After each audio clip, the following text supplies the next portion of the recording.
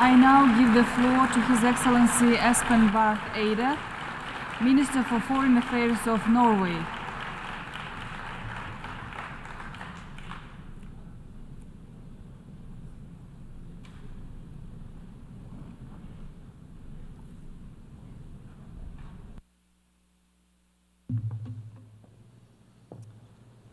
President, Excellencies, ladies and gentlemen, our United Nations was born as the Second World War ended, shattered by the experiences of two devastating wars with their unspeakable atrocities.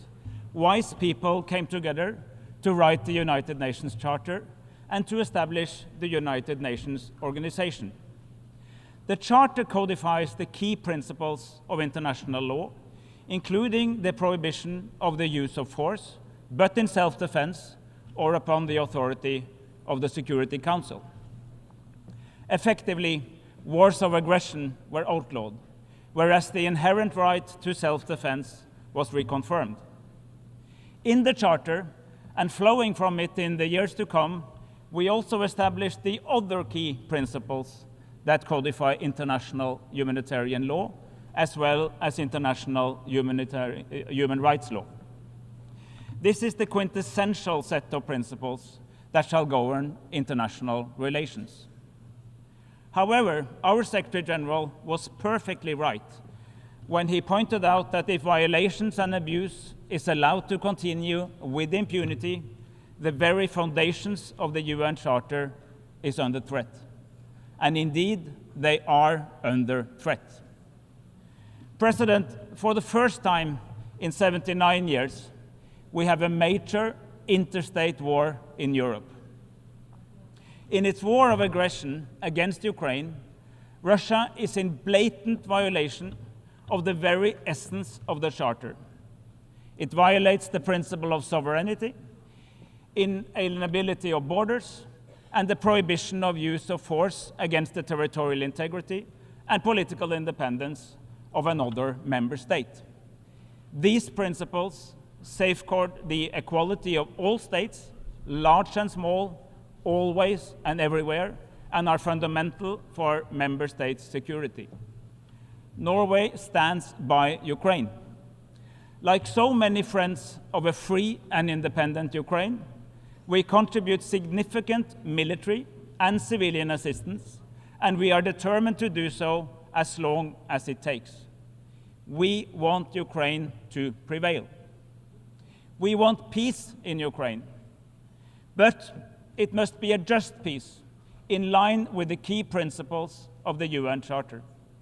An unjust peace would imply that we, once again, are living in a world where might makes right and where borders can be changed by force.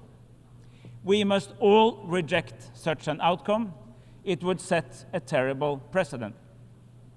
My fellow delegates, even wars have rules. International humanitarian law, as embodied in the Geneva Conventions, lays out the key principles of distinction and proportionality. Warring parties are obliged to follow these rules, irrespective of whether the war itself is legal. Every member of this assembly is bound by the Geneva Conventions. They are as much a part of our common commitment to a rules-based order as the Charter itself. The principles under international humanitarian law are obligatory, not optional. For the rules to work, we have to be consistent in their application. We must treat similar cases similarly, irrespective of the context. We must speak out if our adversaries violate these rules. It is equally important that we speak out if our traditional friends violate them. In fact, it is in the latter case that we demonstrate that we do see these rules as universal. President, almost a year has passed since Hamas's heinous terror attack on Israel on October 7. Its effect on Israeli society can hardly be overestimated. We condemn these horrific acts in the strongest possible terms. The hostages that are still in Hamas captivity must be released immediately and without conditions. There is no doubt in our mind that Israel, like any other state, has a right to defend itself against terrorism. At the same time, Israel, like any other state, is bound by international humanitarian law. The immense suffering inflicted on the Palestinian population in Gaza is beyond comparison. Much of Gaza has been turned into rubble. At least 41,000 people have been killed, and many more are injured and maimed for life. I echo the Secretary General when he says that nothing can justify such collective punishment. Norway was among the very first Western countries to call for a ceasefire in Gaza. We have condemned the violations of international humanitarian law.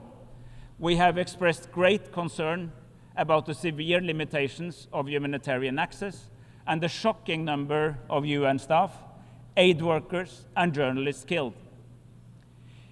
We stood on UNRWA's side when it was subjected to a smear and defamation. While so many countries suspended their funding, we increased ours, and we reached out to co-donors to encourage them to return. I'm pleased to see that almost all donors are now back. President, the Middle East is going through one of its darkest hours. In the West Bank, illegal Israeli settlements are expanding at an alarming pace. Settler violence is rampant. And as we have gathered here at the UN this very week, Lebanon has seen its deadliest days in decades. We are at the brink of a major regional war. Even neighboring countries that long ago entered into peace agreements with Israel are under immense pressure. The situation is worsening by the hour. And make no mistakes, the conflicts in the region are deeply intertwined.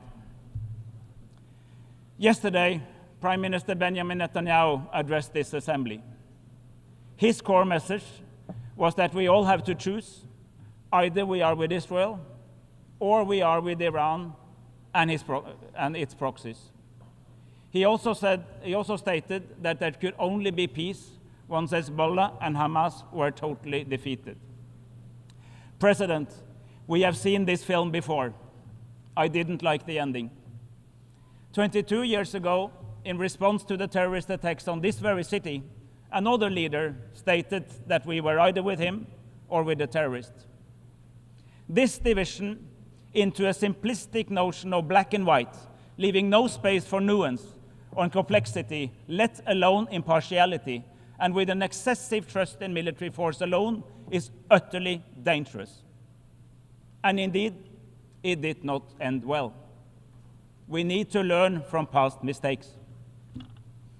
However, President, in every crisis lies an opportunity. I remain convinced that there is no credible alternative for lasting peace other than a two-state solution. While ceasefires in Gaza and in Lebanon are most urgently needed, ending hostilities must not be confused with lasting solutions. Serious thinking is required here and now to prepare for the day after. 2 days ago, almost 100 member states took part in a meeting called by Saudi Arabia, the European Union, and Norway, launching a global alliance to implement the two-state solution. 3 decades after the Oslo Accords, more and more states are realizing that endlessly waiting for the right moment to negotiate will not work. I call on those states that have not yet done so to recognize the state of Palestine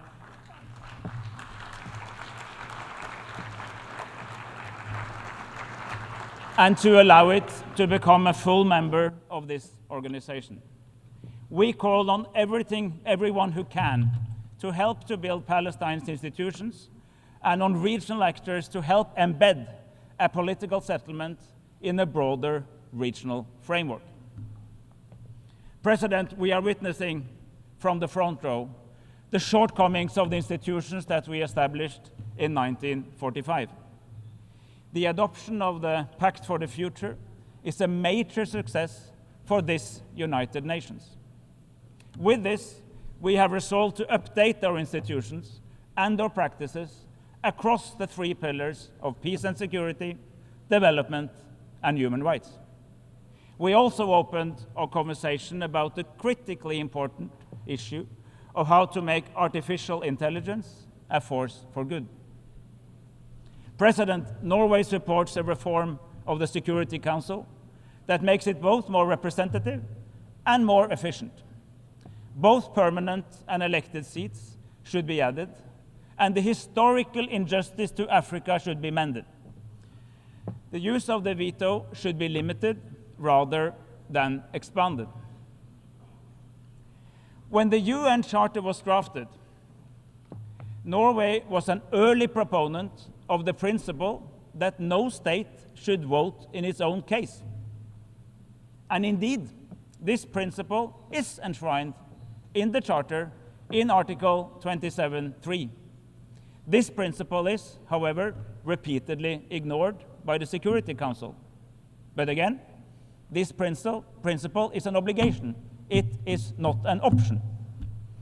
To make our development efforts more efficient, we need to reform the international financial architecture. And in order to enhance the ability of states to provide essential services to their populations, it must be possible for them to tax their citizens and their companies. Norway will continue to be a driving force for international tax cooperation, including by supporting a UN Framework Convention. Central to the Pact of the Future are robust commitments to gender equality and women's rights. Inclusion must be at the forefront, not because it is the right thing to do, but because it is the smart thing to do. We need equitable societies. We must build more effective and accountable institutions, including in this very organization. President, the triple planetary crisis is mankind's most daunting challenge. To save our planet, we must adapt our economies. The future must be renewable, circular, and nature-friendly. There is good news, President. Despite increasing political divides, the last few years have seen that multilateralism can deliver when it comes to the relationship between us as mankind and our physical environment. In Dubai, we agreed to transition away from fossil fuels in a just, orderly, and equitable manner. In Montreal, we agreed to reset our partnership with nature. In Nairobi, we launched a negotiation process towards a treaty to end plastic pollution. And here in New York, we agreed to take better care of our common oceans. What is true for all these agreements and the Pact for the Future alike, however, is that the real verdict lies in our ability to implement them. We must act. We must act now. President, as we approach the 80th anniversary of this United Nations, we must step up our efforts to develop this organization so as to make it more transparent, more inclusive, and more representative of the world we live in today. Norway fully supports the integrity and independence of the Secretary General and his reform agenda. Reform will not be achieved through micromanagement. We, the member states, must provide the Secretary General with input and guidance.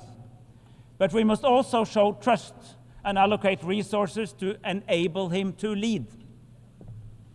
When a new Secretary General shall be elected, we must ensure that she has the tools she needs to help us strategically deliver on the noble goals we have agreed upon. I thank you for your attention. I thank the Minister for Foreign Affairs of Norway,